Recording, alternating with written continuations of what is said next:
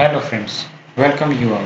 आज हम vision IAS के 30th एंड 31st मार्च वाले डेली करंट अफेयर्स डिस्कस करेंगे एंड काफ़ी इंपॉर्टेंट न्यूज़ हैं और प्रीलिम्स भी आपका अप्रोक्स नाउ 3 मंथ्स से भी कम बचा है और ऐसे में आप मोस्ट ऑफ द टाइम अपने प्रीलिम्स ओरिएंटेड स्टडी करनी शुरू कर दें, क्योंकि ये आपकी जो 3 मंथ्स की टाइम है इसमें आपको more and more MCQ practice करनी होगी, क्योंकि विदाउट प्रैक्टिसिंग एमसीक्यू आपको भी पता हो जाएगा या फिर आपको पता होगा, आपको एहसास होगा कि you can not get confidence unless you solve the test series, practice the मॉक्स।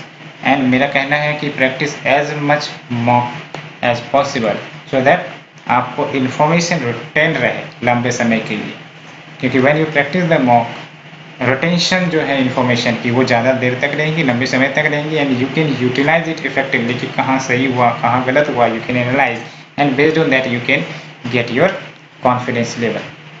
So without delaying, let's move to our first article, that is Niti Aayog released investment opportunity in India's health care sector report. तो सबसे पहली बात तो यही याद रखनी है prelims के लिए, investment opportunity in India's health care sector report किसके द्वारा रिलीज की गई है, तो ये नीति आयोग के द्वारा रिलीज की गई है, अच्छे से पता होनी चाहिए। एंड अगर हम बात करें इंडिया की हेल्थ केयर इंडस्ट्री की, तो इसमें hospital, medical devices, equipment, health insurance, clinical trials, telemedicine, medical tourism, ये सब आ जाती हैं। एंड की हाईलाइट अगर देखी जाए इन रिपोर्ट की, तो we have the employment generation potential. तो यहाँ देख सकते हो हेल्थ केयर सेक्टर और उसके साथ जो इनिशिएटिव्स लाई हैं आयुष्मान भारत जैसी, it will directly employ around 7.5 million people by 2022, ये रिपोर्ट में बातें कही जा रही है ना। एंड इतना ही नहीं, it will potentially boost India's female labour force participation, क्योंकि डायरेक्ट एम्प्लॉयमेंट जब होगा अराउंड 7.5 मिलियन पीपल का, उसमें आपके नर्सेस आ सकती हैं, मेडिकल स्टाफ्स आ सकते हैं, है ना। तो ये definitely it will potentially boost India female labour force participation. And drivers of growth में क्या बातें यहाँ हाईलाइट हुई हैं, तो देखते हैं डेमोग्राफिक एंड एपिडेमियोलॉजिकल ट्रेंड्स। तो rising income will enhance the purchasing power and including the health care, ये बातें कही गई हैं। And life expectancy and ageing दोनों में इंक्रीज हो सकती है, ये भी बातें कही गई है इस रिपोर्ट में। Along with attractive destination for medical tourism, ये भी बातें बोली गई हैं। And enabling the policy environment like liberalise FDI regime, performance linked incentive, ये सब आपको बातें बताई गई हैं। Along with demand supply gap in area such as doctors, hospital beds, skill health workers and other factors में देख सकते हो telemedicine and other technologies in the post covid era. And now we have the segmental analysis, यानी कि ये आपका segment हो गई, यानी कि इनेबलिंग पॉलिसीज एंड दूसरा आपका investment opportunity.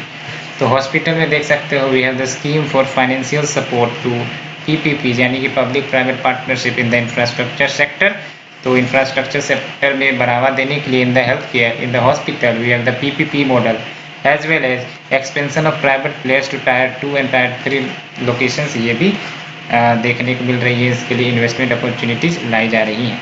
And health insurance में देखे जाए तो we have the PM Jan Arogya Yojana and could increase the penetration of health insurance in India from 34% to 50%, क्योंकि आपको पता है ना PMJAY is nothing but insurance scheme।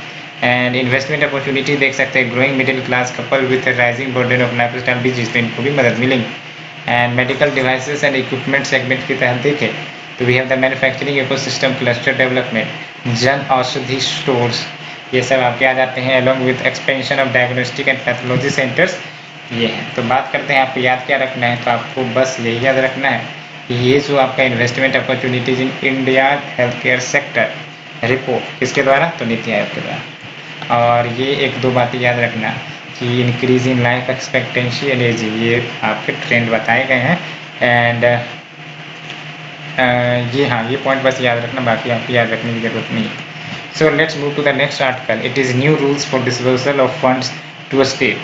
तो सेंटर ने बेसिकली टाइटल किया है the procedure for grants of central funds, जो सेंट्रली स्पॉन्सर्ड स्कीम के तहत दिए जाते थे स्टेट्स को वाया इट्स न्यू रूल्स। तो क्या न्यू रूल है, तो बात करते हैं। सबसे पहली बात तो यही कही गई है कि each state will be required to set up single nodal agency for each CSS, यानी कि हर एक सेंट्रली स्पॉन्सर्ड स्कीम के लिए सिंगल नोडल एजेंसी सेटअप करनी होंगी बाय ईच स्टेट, ये याद रखना है आपको। And centre will release the funds to the state account which should be transfer to the concerned SNA's account within the 21 days, यानी कि सिंगल नोडल एजेंसीज को ट्रांसफर करनी होंगी, जो भी सेंटर फंड ट्रांसफर करेगा स्टेट के account में, it should be transfer to concerned SNA's account within 21 days, ये याद रखना है, within 21 days. And the state should also release its own share with in 40 days of the release of the centre share. तो ये सब कुछ important changes आप देख सकते हो।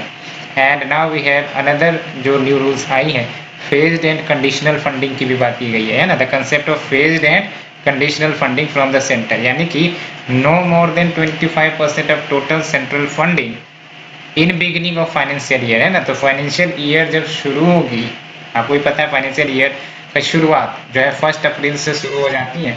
And in the beginning of the financial year no more than 25% of the total central funding वो दी जाएंगी। And further funding on the condition कि जो स्टेट गवर्नमेंट उन्होंने ट्रांसफ़र किए या नहीं किए हैं, और ये भी इंश्योर करेंगे कि utilisation of 75% of the total asset funding ये भी इंश्योर की जाएगी, है ना। तो further funding on the condition की जो state government has transferred and ensured utilisation of 75% of the total release fund और नॉट, इन सब कंडीशंस को ये ऐड किए जा रहे हैं सेंट्रल गवर्नमेंट के द्वारा। Along with what all interest earned from the fund should be mandatorily remitted to the respective consolidated fund of India, है ना। तो जो भी इंटरेस्ट अर्न की जाएंगे फ्रॉम द फंड्स उसको कहाँ जाना होगा, to the respective consolidated fund of India, and all SNAs and IAs will get mapped to the centrally run public financial management system, यानी कि PFMS आपको पता है, to track and monitor the fund flow, कहाँ गया या नहीं गया, इन सब की मॉनिटरिंग की जा सकती है। तो आप देख सकते हो अच्छी ज़्यादा टाइटलिंग की जा रही है फंडिंग को लेकर। And new rules will help in addressing the issue of time lag, की पहले होता था ना कि सेंटर ने रिलीज कर दी है वो जो जहाँ जाने थे वहाँ नहीं पहुँच रहे थे, अब जो ये टाइम लिमिट लाई गई है जैसे विद इन 21 डेज, तो ये सबसे कहीं ना कहीं टाइम लैग की इश्यूज है वो एड्रेस होंगी। In the release of grant poor utilisation of funding होती थी वो भी अब ठीक हो सकेंगी, along with parking of funds in the state for interest, है ना। तो स्टेट क्या करते थे, फंडिंग को पार्क कर दिए किसी अकाउंट में और वहाँ पर उनको इंटरेस्ट मिल रहा है, शांति से सोए हुए इंटरेस्ट मिल रहा है। तो ऐसी स्थितियों को कवर करने के लिए ये नियम लाई गई है। एंड करेंट सीन देख सकते हैं, there are nearly 30 centrally sponsored scheme in operation, जिसमें आपका मनरेगा हो गई, मिड डे मील हो गई, PM Awas Yojana, national livelihood mission, PM scholarship, PMGSY and Swachh Bharat mission, ये सब आपके सेंट्रली स्पॉन्सर्ड स्कीम है। And these schemes are jointly funded with the bigger grants by the centre. आपको पता है सेंट्रली स्पॉन्सर्ड स्कीम का मतलब क्या है, सेंटर अपना शेयर देती है, स्टेट अपनी शेयर देती है ना। And work to achieving the national goal in the social and economic welfare. And देख सकते हो the central state funding pattern में आपका 60:40 हो सकता है या फिर 90:10 हो सकता है, डिपेंडिंग ऑन सर्टेन कंडीशंस। सो ये बातें थी, और यस ये इंपॉर्टेंट है, ये आपकी न्यूज़ जो है ये इंपॉर्टेंट है कि जो आपकी चेंजेस की गई हैं फंडिंग पैटर्न में of the centrally sponsored scheme, ये आपको याद रखने ही होंगे। ये डिटेल जो है कि within 20 days, within 21 days, ये वाली जो डिटेल्स है आपको याद रखनी होंगी। Along with what not more than 25% of the total funding in the beginning of financial year, ये याद रखनी होंगी। And so let's move to the next article, TRIFED exchanges MOUs for implementation of MSP for MFP scheme and Van Dhan Yojana. तो ट्राइफेड के बारे में तो हमें जानना ही होगा। सबसे पहले तो ट्राइफेड के ही बारे में जान लो। ये ट्राइफेड जो है वो ट्राइबल मिनिस्ट्री के अंतर्गत एक बॉडी है कह सकते हो, और इस्टेब्लिश की गई थी 1987 में to bring about socio economic development of tribals of the country, and it institutionalises the trade of MFP, यानी कि माइनर फॉरेस्ट प्रोड्यूस, है ना। तो ये क्या करेंगे, जो माइनर फॉरेस्ट प्रोड्यूस कलेक्ट की गई, कल्टीवेट की गई ट्राइबल्स के द्वारा, उनको बेसिकली सेल या परचेज करवाती है, और इनको बेसिकली जो इकोनॉमिक इंटीग्रेशन कह सकते हो, इनको पैसे मिलेंगे, वो सब काम ये करवाती हैं। And sourced for product from the tribal peoples are sold under the brand tribes India. तो जो भी प्रोडक्ट्स ट्राइबल पीपल्स के द्वारा इनके द्वारा कलेक्ट की गई है उनको बेचे जाते हैं अंदर the brand tribes India, so that better economic remuneration इन्हें मिल सके। तो ट्राइफेड के बारे में हमने जान लिया। एंड अब चलते हैं न्यूज़ क्या है। तो TRIFED has signed memorandum of understanding, simply agreement होता है with the administration of Dadra and Nagar Haveli and Daman and Diu for implementation of MSP यानी कि minimum support price for MFP scheme and Bandhan Yojana, है ना। तो देख सकते हो TRIFED has signed MOU with the administration of Dadra and Nagar Haveli and Daman and Diu for implementation of MSP for MFP, है ना, MSP for MFP scheme and Bandhan योजना। एंड जो स्कीम की ऑब्जेक्टिव है is to provide fair price to minor forest produce gatherers and ensuring sustainable harvesting of MFPs, and the forest developers are legally empowered, ये याद रखना है, the forest developers are legally empowered with the ownership and governance of the MFP through Panchayati extension to schedule areas act 1996 and forest right act 2006। तो ये याद रखना है, forest developers are legally empowered with the ownership and governance of the minor forest produce, कैसे concept से, तो through the PSA act and the forest right act 2006।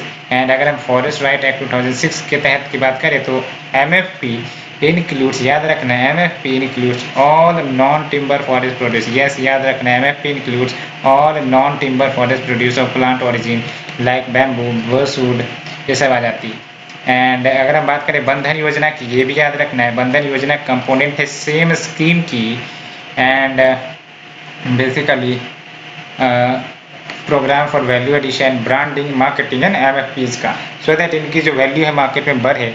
And और क्या फीचर्स हैं, तो इसके तहत यानी बंधन योजना के तहत tribal community owned Vandhan Vikas Kendra खोलने की बात की गई है। तो it establishes tribal community owned Vandhan Vikas Kendra in predominantly forested tribal district and a Kendra shall constitute of 15 tribal SSGs जिसमें अप्रोक्स अप टू 20 गैदर्स और आर्टिशंस होंगे एंड 100% सेंट्रल गवर्नमेंट फंडेड, ये याद रखना है, 100% central government funded with TRIFED providing 15 lakh each केंद्राज, है ना। तो हर एक केंद्राज को 15 लाख रुपये दी जाएंगी और ये कम्प्लीटली सेंट्रल गवर्नमेंट की तरफ से होगा, है ना। And the programme addresses the tribal problems like possession of land या houses with no rights, restrictions in the collection of MFP, exploitation of middle, इन सब प्रॉब्लम्स को हैंडल करता है। तो बंधन योजना के बारे में याद रखना है। और ये जो आपका MSP फॉर MFP स्कीम है, ये याद रखना है, इट इज़ बेसिकली ये स्कीम है, इस स्कीम के तहत आपको MFP को प्रोक्योर किया जाता है। एंड जब हम बात करते हैं बंधन योजना की, तो ये भी कंपोनेंट है of the same scheme, that is the MSP for MFP। And ये हो गई। एंड बात करते हैं नेक्स्ट टॉपिक की। प्रीलिम्स के लिए ये दोनों स्कीम इंपॉर्टेंट है, बंधन योजना तो और भी ज़्यादा महत्वपूर्ण है क्योंकि ये ट्रैवल रिलेटेड न्यूज़ है, तो आपको पता होनी चाहिए। और ये याद रखनी है आपको ज़रूरी कि फॉरेस्ट डेवलपर्स लीगली एम्पावर्ड है with the ownership and governance of MFP through Panchayati extension to schedule areas act 1996 and the forest right act 2006। And now we have moving to next news, that is focus to be on bringing mRNA based vaccine platform in India, ये आपका CSIR कह रहा है। सो क्या news है, तो CSIR और Bharat biotech ये कोलैबोरेशन करेंगी टू ब्रिंग mRNA यानी कि messenger RNA vaccine platform to India. And कोविड-19 पैंडेमिक के दौरान mRNA वैक्सीन जो जाइफर के द्वारा बनाई गई, मॉडर्ना के द्वारा बनाई गई, है ना, have been developed and approved vaccines for use, है ना। तो ये जाइफर और मॉडर्ना ने बेसिकली mRNA टाइप वैक्सीन बनाई हैं एंड इसको अप्रूव भी की गई हैं for the use in the different nation like US में जाइफर को तो अप्रूवल दे दी गई है। And unlike conventional vaccine that inject A weekend form of virus और बैक्टीरिया, ये याद रखना है, कन्वेंशनल वैक्सीन में क्या होती है, इसमें वीकेंड फॉर्म ऑफ वायरस यानी कि वायरस है बस एक कमज़ोर फॉर्म है, इसको हम बॉडी में इन्फ्यूज कर देते हैं। लेकिन RNA वैक्सीन में क्या होता है, RNA वैक्सीन में we use part of virus on genes to stimulate an immune response, दोनों में आपका इम्यून रिस्पॉन्स ही जनरेट करता है। लेकिन कन्वेंशनल वैक्सीन में हम वीकेंड फॉर्म ऑफ वायरस या बैक्टीरिया को इन्फ्यूज करते हैं बॉडी में, और RNA वैक्सीन जो है वो यूज करती है part of virus on genes to stimulate an immune response. And mRNA और कुछ नहीं बल्कि RNA की ही एक टाइप है, और RNA आपको पता होना चाहिए वो कैरी करती है जेनेटिक कोड्स को from DNA in the form that can be recognised to make the protein. तो ये कैरियर ऑफ DNA इन्फॉर्मेशन है, समझ में आया? सिंपल सी भाषा में बात करें तो mRNA यानी कि messenger RNA carrier of DNA information to the desired cells, and mRNA vaccines teach us how cells mRNA vaccine हमें बताती हैं our cells how to make a protein that triggers an immune response inside our body which protects us from infection, and RNA vaccines are safe, non-infectious and can generate a strong type of immunity. And in related news to COVID-19, a new double mutant variant corona virus का वो detect कर ली गई है भारत में। And mutation की बात करें तो it is a property of virus to undergo changes when it multiplies, ये तो आपको पता ही होगा। एंड डबल म्यूटेशन हैपेंस जब दो mutated variants of the virus एक साथ आ जाती हैं to form a third variant. And जो रिपोर्ट हुई है भारत में it is a combination of E4S4Q जो कि इंडिजीनियस एंड L452R जो कि यूएस में मिला है, इन दोनों के वेरिएंट्स कंबाइन हो गई एंड भारत में ये आपका ड्यूल म्यूटेशन वाले कोविड-19 आपको देखने को मिल रही है। एंड अगर हम RNA की बात करें तो RNA क्या करती है, it converts the genetic information जो DNA में होता है to a format which are use to build proteins, and उसके बाद उसको राइबोसोमल प्रोटीन फैक्ट्रीज में ले जाया जाता है। And RNA has only one strand and is made up of nucleotide, याद रखना है RNA only has one strand and is made up of nucleotide. And now let's move to what is important for claim. तो देख सकते हो आपको याद रखना है RNA के बारे में पता होनी चाहिए, एंड जो कन्वेंशनल वैक्सीन है RNA वैक्सीन है उसमें क्या डिफरेंस है ये बेसिक आपको पता होनी चाहिए। And now we move to the next news, centre limits state role in the forest conservation matters. तो क्या न्यूज़ है, सबसे पहली बात तो जो मिनिस्ट्री ऑफ इन्वायरमेंट है उन्होंने कहा है कि स्टेट या UT government will not impose any additional direction after in principle approval has been accorded by the centre. And जो क्लासिफिकेशन है was issued after the Odisha government sought the implementation of a site specific plan in a mining project. And ये जो direction है definitely poses a serious challenge to the collaborative federalism, क्योंकि forest जो है वो concurrent list का part है। सबसे इम्पॉर्टेंट बात हमें ये जानना है कि फॉरेस्ट कंजर्वेशन एक्ट 1980 प्रोहिबिट करती है the felling of forest for any non forestry use without clearance by the central government. याद रखना है the forest conservation act 1980 prohibit the felling of forest for any non forestry use without prior clearance by the central government. And in case अगर diversion होता है forest land का for non forest purposes, जो project developer है वो suppose to pay for planting forest over an equal area of non forest land, है ना।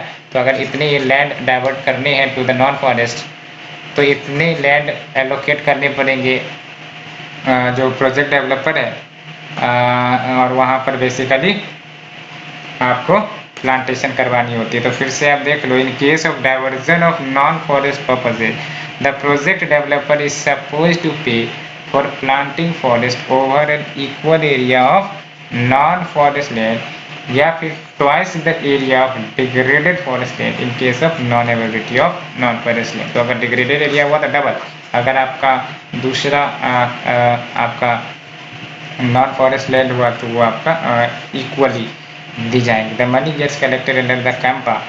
और जब हम बात करते हैं कैंपा अथॉरिटी की तो ये याद रखना है CAMPA came into being in 2006 following Supreme Court judgement in 2001, and उसके बाद कैंपा एक्ट लाई गई and CAMPA fund rules we have in 2016 and 2018 में कुछ चेंजेस आपके लाई गई थी, है ना। तो कैंपा एक्ट लाई गई, उसके बाद कैंपा फंड रूल्स लाई गई। देख सकते हो कैंपा फंड के बारे में, तो CAMPA fund is a national level corpus fund कह सकते हैं जहाँ पर कंपनसेशन जो अमाउंट पे किए जाएंगे प्रोजेक्ट डेवलपर के द्वारा कलेक्ट किए जाते हैं like industries when the forest land is diverted for non forest purposes, and fund is to be utilised for compensatory afforestation activities, protection of forest, forest related infrastructure, ये सब हो गए। And now का important क्या है basically prelims के लिए, काफ़ी इंपॉर्टेंट है। सबसे पहली बात तो यही कि आपको कंपा के बारे में जानना होगा, कंपा रूल्स के कुछ प्रोविजंस के बारे में जानना होगा, डिस्ट्रीब्यूशन क्या है कंपा फंड में, ये थोड़ा सा आपको जानना पड़ेगा between the state and the centre. And let's move to the shorter news. It is International Treaty for Pandemic Preparedness and Response (ITPPR). International Treaty for Pandemic Preparedness and Response (ITPPR). And basically क्या news है, तो leaders of several Nations जिसमें आपके UK, Germany, France, Indonesia, ये सब along with the World Health Organization called on international community कि वो work करे towards ITPPR. And main goal would be to foster a comprehensive multi-sectoral approach to strengthen national, regional and global capacities and resilience to the future pandemic. And it aims to be better prepared to predict, prevent, detect, assess and effectively respond to pandemics in a highly coordinated fashion. And ये आप देख लो next news आपका 6th annual meeting of board of governors of new development bank. तो हमें तो new development bank के बारे में जानना है, लेकिन कंटेक्स्ट क्या है, तो union minister of finance and corporate affairs who is also India's governor in the NDB यानी कि न्यू डेवलपमेंट बैंक, उन्होंने इवेंट अटेंड किया. और न्यू डेवलपमेंट बैंक की बात करें तो ये मल्टीलेटरल डेवलपमेंट बैंक है, सेटअप की गई 2014 में during the 6th BRICS summit through Fortaleza declaration. ये याद रखने, NDB new development bank multilateral development bank है, सेटअप की गई 2014 में 6th BRICS summit through Fortaleza declaration. तो अगर न्यूज़ में आती है Fortaleza declaration is related to NDB. And BRICS nation आपको भी पता है, Brazil, Russia, India, China, South Africa.